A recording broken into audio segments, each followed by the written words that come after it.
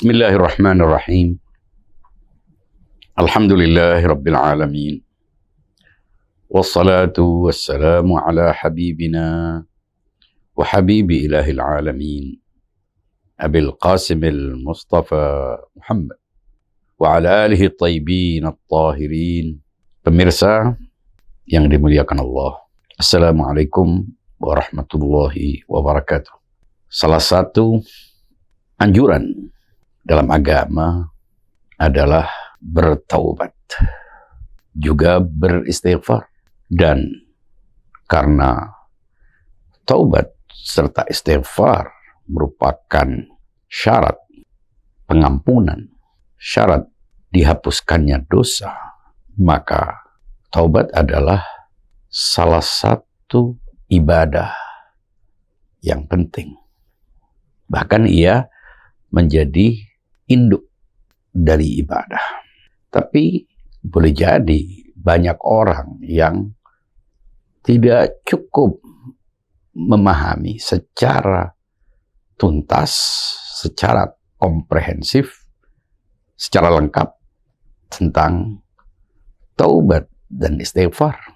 Dalam Al-Quran banyak sekali ayat-ayat firman Allah yang menganjurkan manusia untuk bertaubat, untuk beristighfar, untuk mengakui dosa, untuk menyesali perbuatan-perbuatan negatif yang telah dilakukannya.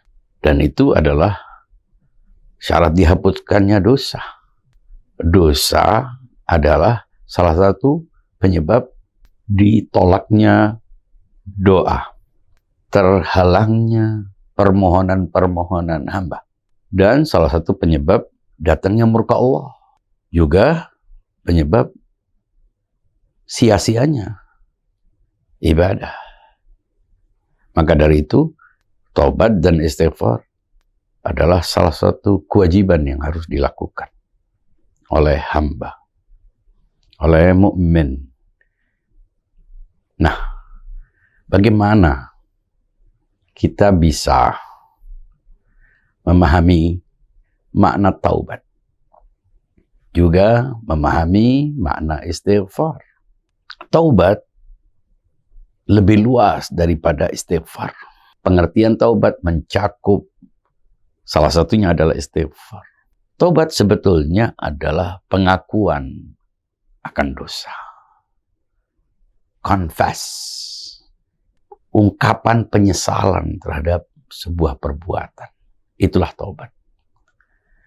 Kemudian setelah menyesali perbuatannya, seseorang baru meminta ampunan. Urutannya, seseorang bila beristighfar, meminta ampun, meminta maaf, maka dia harus mengakui perbuatan dosanya. Nah, sebelum mengakui perbuatan dosanya, dia harus mengetahui bahwa dia melakukan perbuatan dosa. Kalau dia sendiri tidak mengakui, tidak mengetahui perbuatan buruknya, maka dia bagaimana menyesali perbuatan buruknya. Jadi, sumber dari semuanya adalah pengakuan, dan pengakuan itu adalah buah dari pengetahuan. Kita mesti mengetahui bahwa ini baik, ini buruk. Ini benar, itu salah. Ini mulia, itu hina. Baru kemudian kita mengoreksi diri kita, mengevaluasi, dan melihat apakah kita melakukan perbuatan buruk. Ketika kita mengetahui benar, maka kita akan tahu salah. Ketika kita tahu apa itu baik, maka kita akan tahu buruk. Nah, ketika kita tahu apa itu baik, apa itu buruk, dan kita juga menyadari bahwa kita melakukan perbuatan buruk, kita harus menyesalinya. Mengapa menyesalinya? Karena itu berefek negatif terhadap diri. Nah, kalau orang tidak mengakui bahwa itu berefek negatif terhadap dirinya, bahwa itu merugikannya, bahwa itu menghancurkannya, maka dia tidak akan menyesalinya. Jadi penyesalan memerlukan pengakuan. Dan pengakuan memerlukan pengetahuan. Pengetahuan, pengakuan. Pengakuan, penyesalan. Dari penyesalan baru dia meminta maaf kepada sesama atau meminta ampun kepada Tuhannya. Itulah yang disebut dengan istighfar. Jadi apa taubat itu? Taubat adalah mengetahui mana yang baik, mana yang buruk. Elemen pertama dari taubat. Kedua, mengakui bahwa dia melakukan kesalahan. Baik kesalahan horizontal kepada sesama, maupun kesalahan vertikal kepada Tuhan. Dia harus punya pengetahuan tentang anatomi ini. Kemudian dia harus menyesalinya. Penyesalan bersumber dari pengetahuan tentang bahwa ini merugikan, bahwa ini berbahaya bagi dirinya, bahwa ini bisa menimbulkan efek-efek negatif terhadap dirinya, baik di dunia maupun di akhirat, baik secara material maupun secara spiritual. Baru langkah berikutnya adalah beristighfar, meminta ampun kepada Allah. Bagaimana cara meminta ampun kepada Allah? Inilah yang juga perlu diketahui. Banyak orang menganggap beristighfar sama dengan membaca kata astagfirullah. Seolah kalau sudah mengucapkan astagfirullah berarti sudah beristighfar. Padahal tidak mesti sama. Mengucapkan kata istighfar adalah zikir yang dianjurkan. Tapi bila tidak dibarengi dengan kesadaran pengakuan dosa, bila tidak dibarengi dengan kesadaran meminta ampun, maka ia bukanlah sebuah aktivitas permohonan maaf, bukan ekspresi permohonan ampun, tapi ekspresi zikir, menyebut kata yang baik, mengucapkan kalimat yang baik, itu juga baik dan mendapatkan pahala. Tapi belum tentu bisa dianggap sebagai istighfar. Maka dari itu harus dibedakan antara mengucapkan kata istighfar dengan beristighfar. Ini mirip dengan membaca doa dengan berdoa. Membaca doa adalah sesuatu yang baik, karena di situ ada kalimat-kalimat yang memuji Allah, salawat, dan seterusnya. Yang boleh jadi dibaca tapi tidak memahami. Nah, dia dapat pahala membaca kalimat-kalimat baik. Dan itu juga dianjurkan. Tapi, apakah dia meminta? Apakah dia tahu apa yang diminta? Ketika dia tidak tahu apa yang diminta, maka itu adalah pembacaan doa. Bukan berdoa. Sebagaimana pengucapan istighfar belum tentu beristighfar. Nah, apa itu istighfar? Istighfar adalah permohonan ampun. Permohonan ampun seringkali dipahami oleh banyak orang sebagai ekspresi verbal. Harus diucapkan semata. Sehingga dengan mengucapkan astagfirullah berarti orang sudah beristighfar. Padahal belum tentu bisa dianggap sebagai istighfar atau permohonan ampun. Apa yang dilakukan? Ya, pertama, sebagaimana sudah kita ketahui, harus dimulai dari taubat dengan 3 elemen yang harus dipenuhi. Kemudian baru istighfar. Bagaimana dia bisa dianggap beristighfar? Pertama, dia harus menghentikan perbuatan buruk itu. Bagaimana dia memohon ampun saat ia juga melakukan perbuatan buruk itu? Itu bukan istighfar, itu mengolok-olok Allah. Jadi syarat istighfar adalah menghentikan perbuatan buruk. Kedua, berjanji untuk tidak mengulangi perbuatan buruk. Artinya berjanji itu bertekad. Ketiga, dia harus bertekad untuk mengganti perbuatan buruk itu. Karena perbuatan buruk itu mengambil area perbuatan baik. Jadi dia harus menggantinya dengan perbuatan baik. Baru kemudian mengekspresikan permohonan ampun secara verbal. Jadi istighfar dimulai dari istighfar secara intelektual. Di sini yang sudah harus selesai.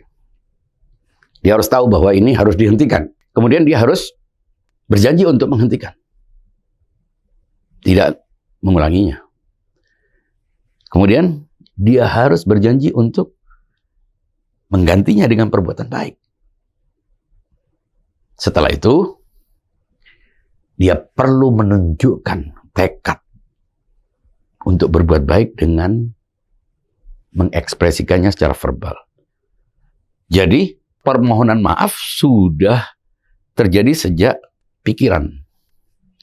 Pikiran, tindakan dengan dia tidak melakukannya dan melakukan perbuatan baik, baru kemudian secara verbal. Jadi istighfar itu memiliki 3 dimensi secara berurutan. Istighfar secara dalam pikiran, istighfar dalam tindakan, kemudian istighfar dalam pernyataan atau pengucapan. Sayangnya kebanyakan orang memulainya dari pengucapan.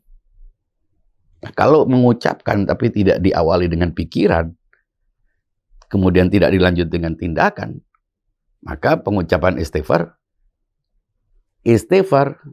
tidak lagi menjadi istighfar, tapi pengucapan kata istighfar.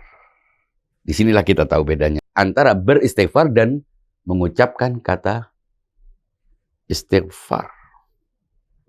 Salah satu kelebihan dari istighfar adalah mendatangkan rezeki.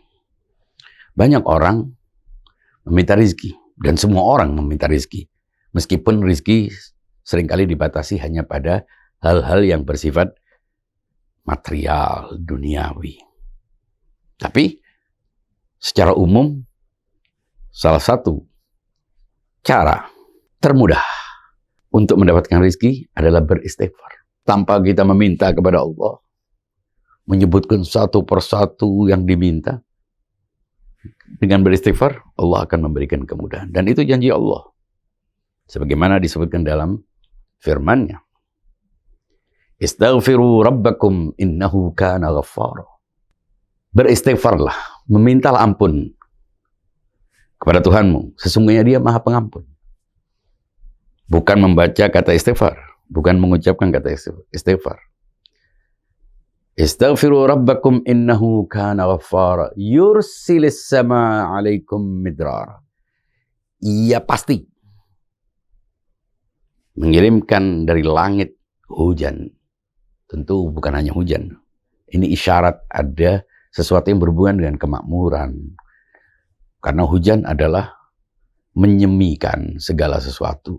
Tumbuhan, semuanya itu karena hujan. Air. Air adalah salah satu unsur kehidupan. Yursilis sama 'alaikum midrara wa yumdidkum bi amwalin wa banin wa yaj'al lakum jannatin wa yaj'al lakum anhara. Jadi baik rezeki material maupun rezeki spiritual akan diperoleh dengan beristighfar. Dari sini kita tahu, kita perlu untuk taubat, kemudian mengimplementasikan, melaksanakan taubat dengan beristighfar. Setelah itu, hasil dari istighfar adalah karunia, anugerah, rizki dari Allah. Baik rizki yang tumbuh, maupun rizki yang dicurahkan. Dan itulah rizki yang paling besar. Apa? Diampuni. Pengampunan adalah permohonan yang paling mulia dari semua doa. Kita boleh memohon kesehatan, panjang umur, kesuksesan, keamanan, keselamatan. Kita dianjurkan untuk meminta kepada pemberi, sang pemberi. Tapi yang paling mulia dari semua permohonan adalah ampunan. Apa arti kesehatan bila sakit secara spiritual? Apa arti sukses bila gagal secara spiritual? Apa arti untung bila rugi secara spiritual? Karena itu, jadikan istighfar sebagai cara untuk mendapatkan rezeki. Dengan ampunan Allah, maka segala sesuatu akan menjadi baik. Tidak ada yang lebih berharga. Aset terbesar bukan harta, bukan jabatan, bukan penampilan, tapi ampunan. Karena itu layak kita untuk menjadikan bulan suci Ramadan sebagai kesempatan untuk melakukan evaluasi, untuk menghitung apa yang telah kita lakukan. Inilah saatnya big sale, bulan diskon, bulan cuci gudang, bulan jalan pintas untuk reborn, untuk lahir kembali. Sekian. Wa'alaikum wassalamualaikum warahmatullahi wabarakatuh.